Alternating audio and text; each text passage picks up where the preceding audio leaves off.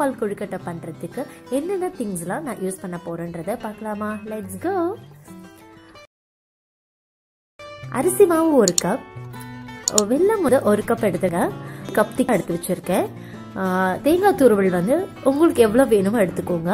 நான் பிஸ்தா பருப்பு தான் என் வீட்டில் இருக்குன்றதா ஒரு 10 பிஸ்தா பருப்பு எடுத்திருக்கேன். 3 ஏலக்காங்க, 2 ஏலக்காய் தேங்காய் பாலோட நான் அரைச்சிருக்கேன்.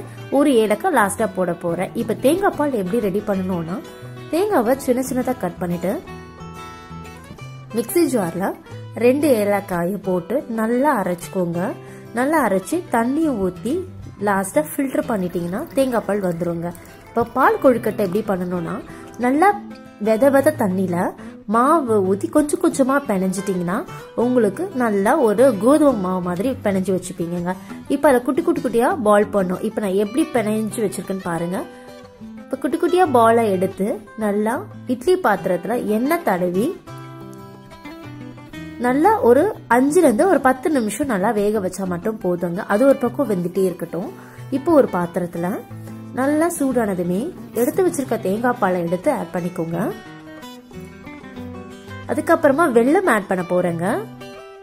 வெள்ளை சக்கரை ஆட் பண்றதை விட நீங்க வெல்லம் ஆட் பண்ணி பாருங்க, அவ்வளோ டேஸ்டா இருக்குங்க. ஏன்னா ரொம்ப ஹெல்த்தியும் கூட. நல்லா ஓரளவுக்கு திக்கானதுமே நம்ம வந்து அரிசி மாவை கரைச்சி வச்சிருப்போங்க. அந்த அரிசி மாவு கரைச்சி வச்சிருக்கிற எடுத்து ஆட் பண்ணிக்கோங்க. எதுக்காக இதை ஆட் பண்றோம் அப்படின்னா, நல்லா திக்கா வரும். பால் கொழுக்கட்டை திக்கா வரணும்னா இந்த மாதிரி கரைச்சி ஊற்றிக்கோங்க. இப்போ தேங்காய் பால் அந்த கொழுக்கட்டை எல்லாத்தையுமே நான் ஆட் பண்ணி வச்சிருக்கேன் பாருங்க. ஏலக்காயும் ஆட் பண்ணியாச்சு. திக்கா வந்ததுக்கு அப்புறம் தான் இந்த பால் ஆட் பண்ணும். அதுக்கப்புறமா ஓரளவுக்கு திக்கா வந்ததுக்கு அப்புறமா தேங்காய் துருவலை போட்டு நம்ம ஆஃப் பண்ணிடலாங்க.